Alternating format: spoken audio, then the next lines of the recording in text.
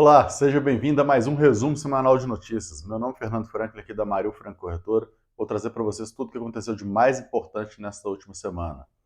Indo direto ao ponto, começando com as notícias internacionais, a gente tem na Argentina o Banco Central argentino decidindo manter os juros básicos no país em 69,5%.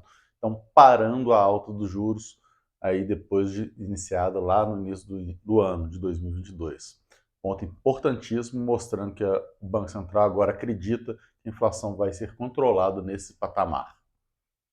Já na França, temos aí a decisão do Macron de sair do Tratado da Carta de Energia, um tratado que ajudava a incentivar o investimento global em energia, porém ele gerava algumas perdas financeiras aí para cumprimento de metas climáticas.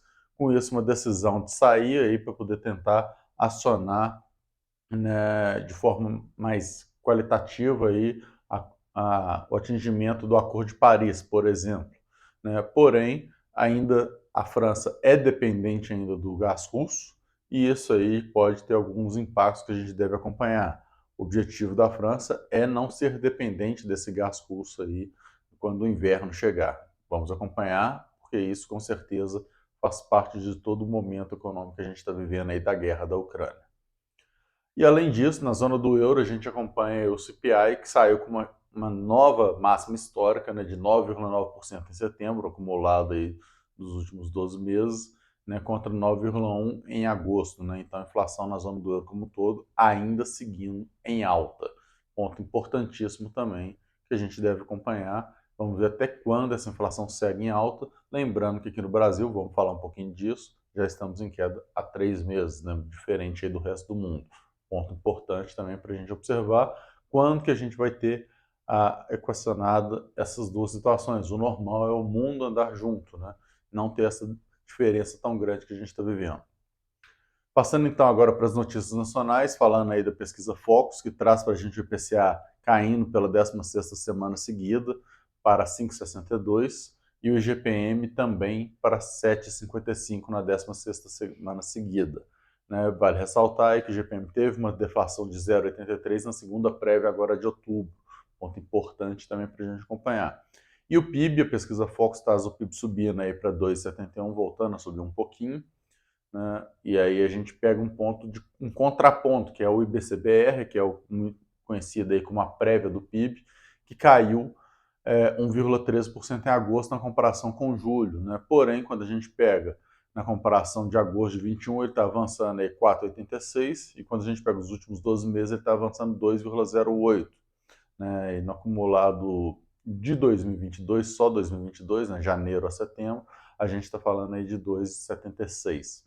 Isso é importante, janeiro a agosto, desculpa, 2,76. Isso é importante porque, tá, pessoal? A gente tem que levar em consideração algumas coisas. Que, por exemplo, quando a inflação cai, a gente está tendo deflação, é natural que o PIB sofra uma perda nisso aí, que vai ser compensado com o aquecimento da economia, né, com mais investimentos e tudo mais. Mas, por exemplo, se você compra algum bem por R$ 10 e passa a comprá-lo por 9, esse R$ 1 perde-se no PIB, a não ser que você passe a comprar mais daquele produto. Né? Mas essa diferença de preço cai no PIB. Então é natural uma queda, porém até certo ponto, claro que a gente vai ter que acompanhar aí todo o volume de investimentos a mais que acontece no país e tudo isso. Então, essa queda pode ser uma questão natural, a gente ainda tem que acompanhar ao longo do período, e, obviamente, como a gente sempre reforça, né, essa deflação que a gente está vivendo hoje no Brasil, ela é uma deflação temporária e em algum momento vai se ter a estabilização dos preços de tudo, né? Principalmente quando a gente tiver aí, nesse caso está sendo puxada a deflação desse mês agora, principalmente pelo leite e pelos combustíveis. Quando a gente tiver um equilíbrio dessa situação, é natural que as coisas voltem ao normal e a gente tenha uma inflação, mas controlada. Né? Não podemos ter uma inflação descontrolada que nem a gente estava tendo aí nos meses anteriores, aí, devido a toda a situação que o mundo inteiro viveu e que ainda está vivendo em alguns lugares do mundo, aí, como lá na zona do euro, que a gente falou que está atingindo a máxima histórica aí mais uma vez, né? Muito impactado diretamente aí pelo custo da energia. Dando sequência, a gente tem o câmbio na pesquisa Focus estava em 5,20 e a Selic também estava em 13,75. Quando a gente pega aí mais uma informação de indicadores, né, reais que aconteceram efetivamente, fatos, que é o IGP-10, que recuou 1,04 em outubro, após uma queda de 0,90 em setembro. Né? Então, mais uma queda aí importante do IGP-10. Passando para o mercado brasileiro, falar um pouquinho aqui agora dos indicadores, né, dos índices, dos principais índices que a gente tem aí. Então, nessa sexta, fechou aí o Ibovespa a 119.929 pontos, uma alta de 2,35. Outubro, uma alta de 8,99. Em 2022, com uma alta de 14,41. Já as small caps, fechando na sexta em 2,285, alta de 1,95. Outubro, alta de 5,07. E em 2022, ainda com uma queda de 3,40. Já o IFIX, fechou na sexta-feira a 2,999, uma alta de 0,22. Outubro, uma alta de 0,28, pequena alta. E em 2022, uma alta mais forte de 6,93. Já as BDRX conseguiram se recuperar nessa semana, né? Nessa sexta fechou em 10.693, uma alta de 0,99. Outubro aí estamos com 0,43 de alta. Mas 2022 continua aí com uma queda de 30,48, né? Então mostrando um descolamento bem grande aí do Ibovespa para as BDRs. E o dólar Petax fechando em queda mais uma vez, bem em linha aí com a pesquisa Fox que planeja aí 5,20, né? Fechou o dólar Petax hoje em 5,1919, a 0,49% de queda. Outubro, 3,96% de queda. 2022, 6,96%. E o Euro Petax fechando em 5,1187, 0,15% de queda. Outubro, 3,25%. E 2022, uma queda de 19,02%.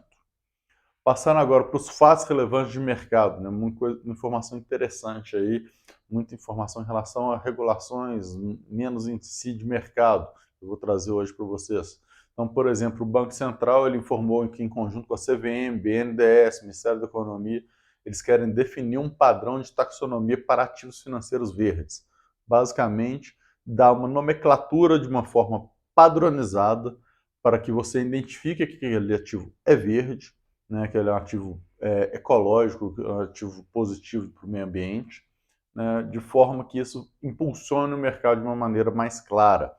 Eles pensam muito eles estão observando muito o mercado europeu, como que funciona, entre outros aí, como por exemplo o mercado da Colômbia também, para tentar chegar no modelo padronizado disso. Temos também aí a CVM publicando um parecer com orientação sobre as normas aplicáveis aos criptoativos, né? E aí, principalmente, a gente se refere, nesse caso, como a CVM que está publicando aos criptoativos que forem valores mobiliários. Existe ainda uma carência de legislação nesse comunicado, dessa orientação fala sobre isso, mas ele tenta deixar de uma maneira um pouco mais clara, um pouco mais objetiva, até onde a CVM pode ir para aqueles ativos que ela entende serem ativos mobiliários, né, de valores mobiliários. Então, ponto importantíssimo para a gente acompanhar aí quem quer investir em criptoativos nessa situação, porque isso ainda vai ser regulamentado de alguma forma e com certeza esse ponto vai ser precificado em algum momento. E a B3 eu trago duas informações interessantes da B3. A primeira é que a B3 lançou uma ferramenta para ajudar as empresas listadas a monitorar um insight trade delas. É uma ferramenta que lista as movimentações, ela é uma ferramenta aprovada pela CVM, construída em conjunto com muita informação, mas não é uma ferramenta que destaca que foi um insight trade ou não. Ela só lista as movimentações das pessoas que a empresa coloca ali dentro, né? Então ela sabe se a pessoa comprou, vendeu, tudo mais. Isso já dá para ser feito através de boletins de posições acionárias, né? Porém, quando a pessoa fazia um day trade, não aparecia, ou quando a pessoa movimentava ali opções, não aparece nessa posição acionária que fica em custódia. Mas, quando a gente trata com essa ferramenta, é possível. E a B3 informa que algumas empresas já estão utilizando, a ideia é que todos utilizem, e dessas que já estão utilizando, já conseguiram identificar movimentações que não deveriam ter ocorrido em side trades, não falou quais são efetivamente, né? E obviamente cada empresa vai tratar aquilo ali de acordo com com as suas regras e a regra da CVM como um todo, obviamente, né? Então aquele assunto será tratado por cada empresa, não cabe a B3 aí neste caso, pois ela não é regulamentadora de pessoas físicas. Ela também lançou um programa, né, para ampliar a presença de negros em conselhos empresariais, né, um programa de formação, que é muito interessante nesse sentido, porque ela já fez um movimento lá atrás de falar que gostaria que as empresas, que vai forçar as empresas a ter uma distribuição mais heterogênea de pessoas, né, no conselho de administração, nas posições estratégicas da empresa, mas agora ela faz algo que efetivamente contribui para isso, além de simplesmente obrigar, né? Ela faz a formação, que é a maior carência que a gente tem, é de formação de pessoas com modelos de pensamento diferentes, né, e possuem visões diferentes para poder gerar um resultado mais importante. No caso, deixar de ter ali todo mundo branco, lá, homens brancos de 70 anos, e passarmos a ter opções diferentes, aí, no caso, negros, né, para este treinamento específico, que vai poder trazer uma visão diferente de mundo, uma diferença que, obviamente, vai agregar para as empresas. Esse é o grande ponto, o grande objetivo, que é que todas as empresas evoluam e aí todo mundo seja representado nessas empresas. Além disso, a gente passa agora para a Fleury, né, que informou que vai fazer um aumento de capital de 1,2 bilhões para reforçar o caixa por subscrição privada, ou seja, aquelas pessoas que já têm ações da Fleury podem se inscrever para comprar essas ações, né? Então, um aumento de capital interno ali com os próprios acionistas. E a ideia disso é para manter a estratégia de crescimento deles e ainda reduzir a alavancagem.